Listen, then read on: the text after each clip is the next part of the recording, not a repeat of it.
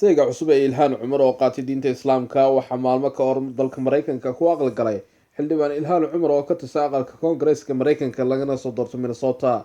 Ilhaan ayaa barteeda Instagram-keega soo dhigtay maalmihi lasoo dhaafay sawir iyada iyo saygeega cusub Tim, iyadoo ku qortay waan guursaday waxaana lamaano ku ahay siyaasadda, haddana waxaan ku nahay nolosha, waa barako alxamdulilah. Afhayeen u hadlay Ilhaan Cumar oo lagu magacaabo Slim ayaa warbaahinta u xaqiijiyay in Tim uu qaatay diinta Islaamka.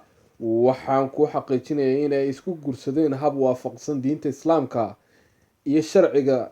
Sayga Ilhaanna uu qaatay diinta Islaamka, ayuu yidhi oo la hadlay warbaahinta.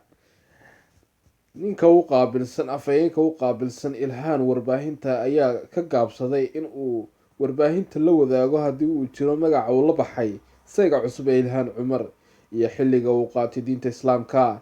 Xiriirka haasaawe ee Ilhaan Cumar iyo Tim ayaa soo shaabaxay sanadkii lasoo dhaafay kadib markii xaaska ay wadaageen Tim oo lagu magacaabo Beth oo 55 sano jir ah ay dalbatay furiin. Master Tim ayaa haatan Ilhaan Cumar u qaabilsan dhanka ololaha doorashada. Master Tim oo u dhashay dalka Mareykanka ayaa waxaa la sheegay inuu dhashay sanadkii 1981 waxna ku bartay jaamacadda New York. Bartiisa linkiga ayuu ku xusay in sanadihii 2001 iyo 2002 uu wax ku bartay jaamacadda Natal ee dalka Koonfur Afrika. Waxa uu soo bartay culumta siyaasadda oo uu ku qalin jabiyay sanadkii 2003. Wixii intaa ka dambeeyay waxa uu la soo shaqeeyay hay'adda la yiraahdo Alliance for Justice ka hor inta uusan ku biirin shirkadda E Street Group. Waxa uu hore u soo maray guur waxaana ay wada joogeen Beth oo 55 jir ah, Master Tim oo ay dhawaan kala tageen.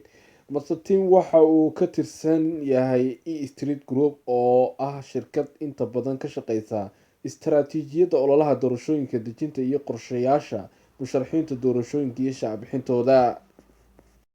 Inkastoo aan la garanayn waxa uu shirkadaasi ka yahay, haddana waxa uu la soo shaqeeyay Ilhaan Cumar.